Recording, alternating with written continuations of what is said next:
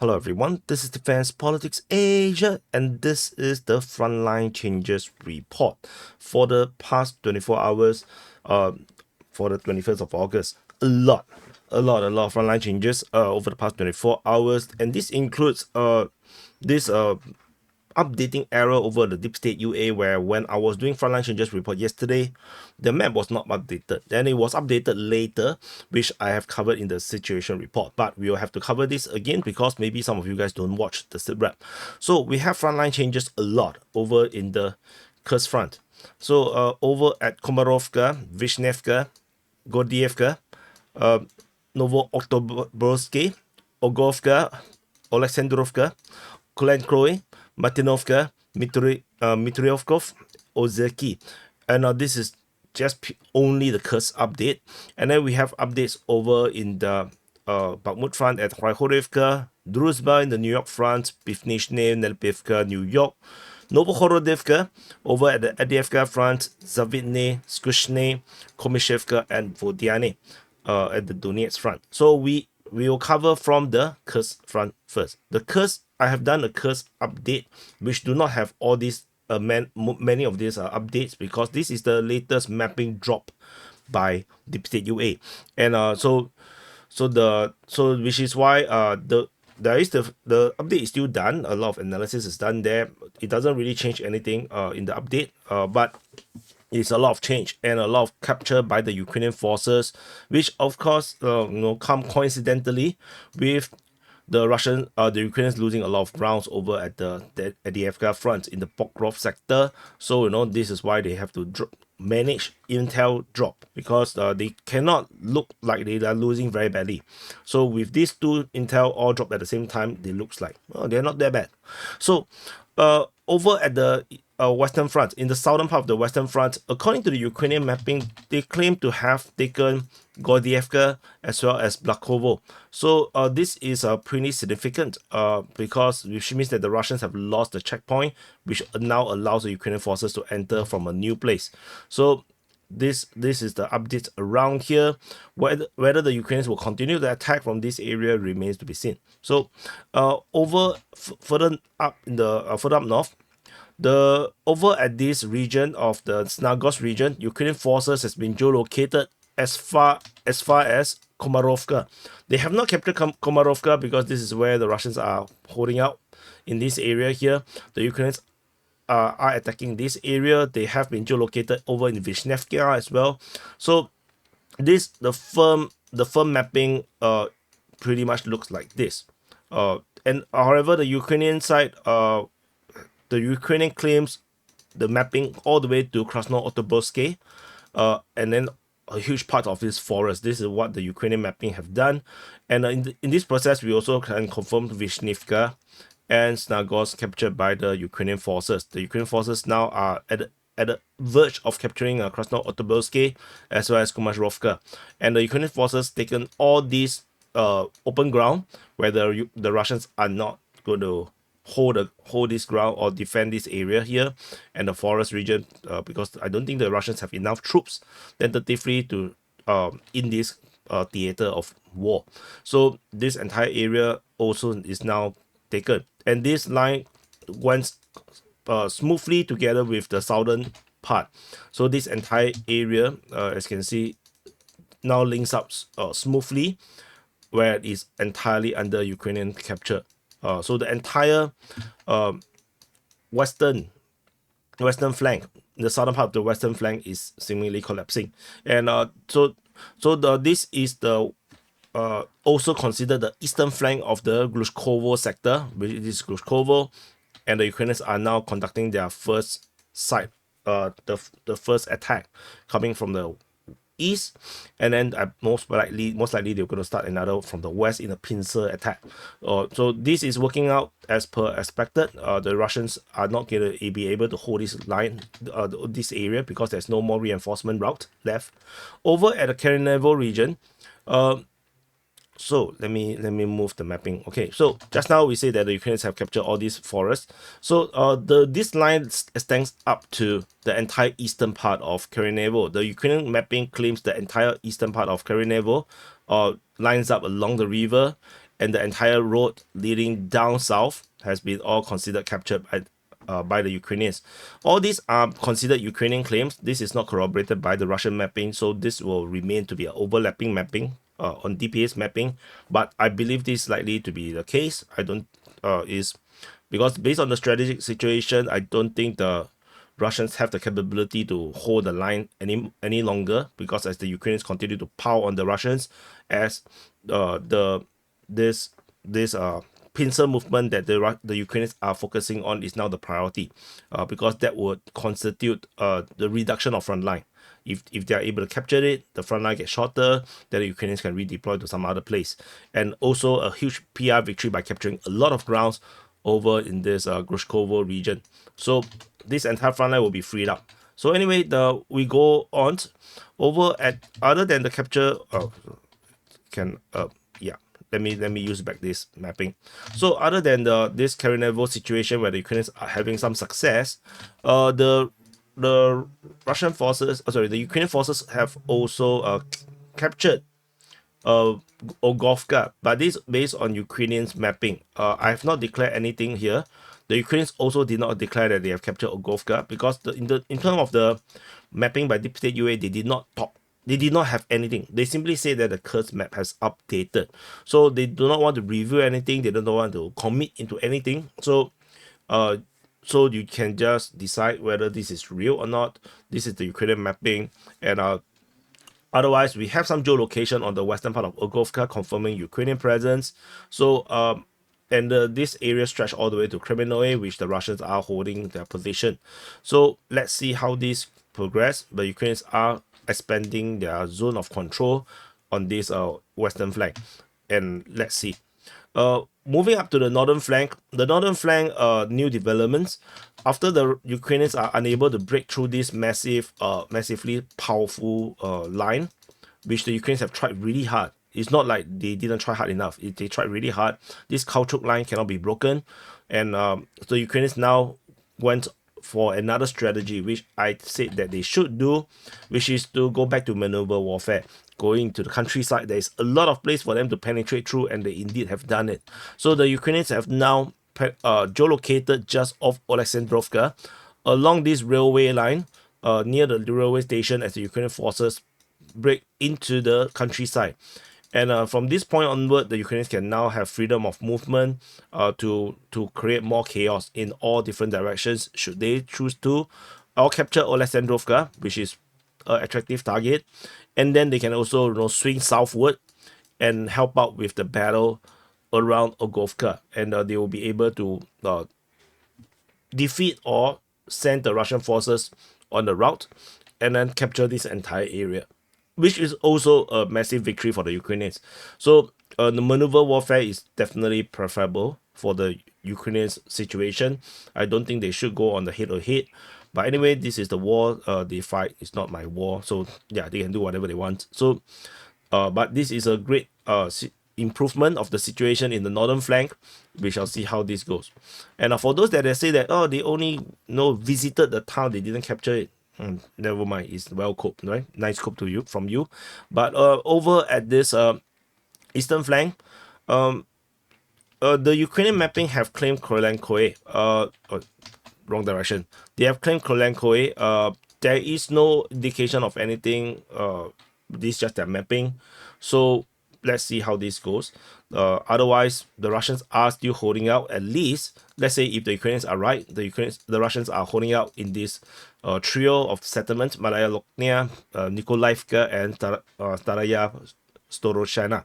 So the Ukrainians have made some progress in this region.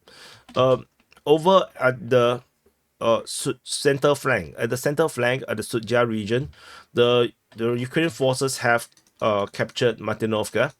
This is confirmed, or at least corroborated by the pro-Russian sources. I'm not sure they really know, because they only purely based on this geolocation of Ukrainian forces on the eastern part of Martinovka. Ukrainian mapping, however, also claimed that they have captured and secured the eastern part of Sudja by the capture of Mitriokov. So this is a long time coming. I don't think the Russians could hold it very long because the formation here just don't make a lot of sense. So anyway, this is the frontline change around this area here, with the Ukrainian forces are attacking towards the Russian strong position and of Ruskaya Konopelka. And then we move to the southern flank. At the southern flank, battle is ongoing in the south. The Russians seemingly are doing some counter-offensive. Fighting was reported at Borki and Spodnoye. If you watch the situation report, you probably will know. And the Ukrainian mapping have did not claim any of this region. So this entire region is now as Russian capture. The Russians have retaken all of these places. This is all forest, so the Ukrainian did not claim it, and it's very hard to get information from this region because it's too remote. So we will take them at their word, and that this entire or at least on their mapping, so this entire area is now under Russian control. But of course things will change. Who knows, suddenly they appear at Uzbeki again, so let's see how this go. So that's all from the frontline changes in the Kursk front. That's a lot of updates from just the Kursk front alone. So we move on after Uzbeki, we have frontline changes over at Bakhmut. I've covered this in the situation report. Yeah, so this is based on Ukrainian mapping. The Russian forces have reached the outskirts of Khoikhorivka. As they fully captured the rest of the tree line, so then they can enter into the village. So no updates regarding this for now. And then we go to Druzhba.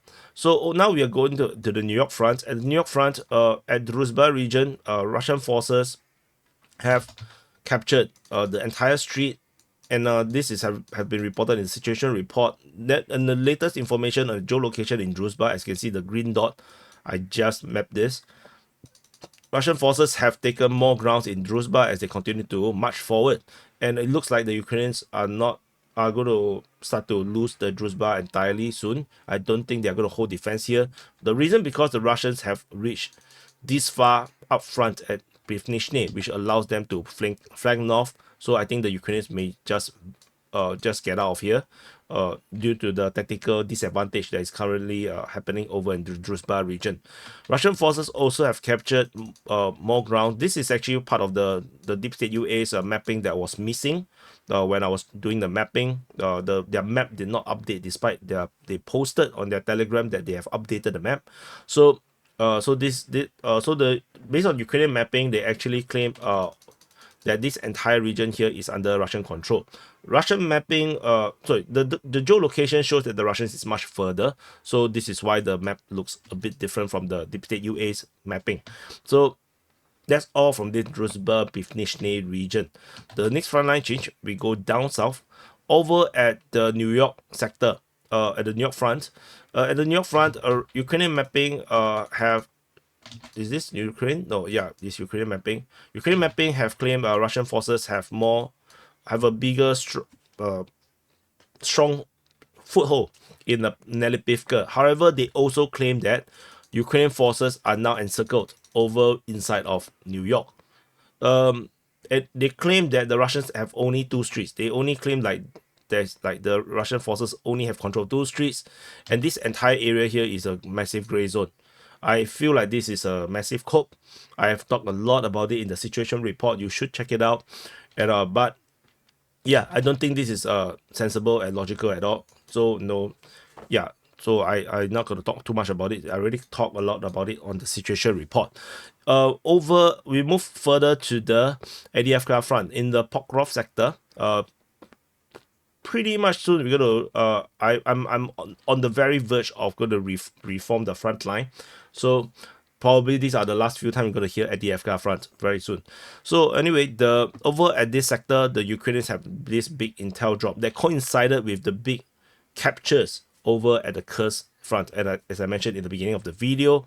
So this entire region, of course, did not fall in a single day. This definitely have been falling over the past few days, and they refuse to release the full information. And so now they have updated this area. Later they will update the New York, which is also going to be pretty shocking. This is pretty huge. There's a lot of grounds with the Russian forces now at the verge of entering Novokhorodivka. They have secured Mykolaiivka with this control. They are in the they are just on the outskirts of Mikhailivka. They are have secured everything south of Zavidny and Novomazalene. They are entering Pitishe, captured Komishevka. This is confirmed. They have captured, the Russian forces have captured Komishevka, and this entire region is a lot of ground, is huge. So this is the Russian forces continue to march into this area here, moving south. And I think that the Ukrainians, like I mentioned before in previous analysis, probably in the situation report, which because a lot of you guys don't watch it, I've said that the Ukrainians are not defending this area here, or they have moved away because this is not defendable at all. So we will continue to see huge changes of the front line expected in this region until we meet the next line of defense, which likely is still going to be in Selidove, which is over here. This is Selidove, and they're probably going to hold the line all the way to Galitsnitsia, whatever, and the Kalivka region. Most likely they're going to hold the line here. So all these areas are going to be quick captured by the Russian forces. So expect more frontline change around here. So if you go into details, you can see that Pitishe, if you are to believe that this is the latest latest situation, the Russians have actually encircled Pitishe in 3 different directions, and that they will be able to pincer this entire region. However, the Russians say that Pitishe has already been captured. Pitishe came under the control of the Russian armed forces. So, according to the Russians, this is actually already captured. So, which I believe should be likely the case because the fighting has already moved to Pitishe days ago, and then the Ryba has already, the pro-Russian source already said that fighting is now at Kalinove. So the fighting has already progressed down. So likely this is, the mapping should be even more advanced than this. Maybe the line now looks a bit more like this. I think the line looks more like this, and the fighting is now entering into Kalinove. So this is more likely to be the case. So, but anyway, according to mappings, this is the best that we have. The Russian side have the Russian source Ryba have not released the mapping for this yet, so we just have to wait for them to release the mapping. But based on it, likely what I said should be the case. So anyway, and then there is more frontline change over at Vodianne or Vodianne. So this is already covered in the situation report. The Russian forces in this very vector of attack have managed to capture a bit more grounds as they continue to move in the direction of Vodianne or the highway. However, this is the geolocation of a vehicle getting destroyed. So the Ukrainians are definitely still defending as best as they can. So they are not just giving up. The forces here has lost their defense line, but the forces here are still capable of fighting. So it's not like they can just roll over the Ukrainians. So fighting is still ongoing. So anyway, that's it. So this is the frontline changes report for the past 24 hours for the day of 910 for the 21st of August. Do check out the Kursk update, and also check out the sitrep. And also I was interviewed by Daniel Davis, deep dive. So do check it out. We talk a lot about the current strategic situation over in Ukraine. Thank you for watching, and I'll see you guys in the next update.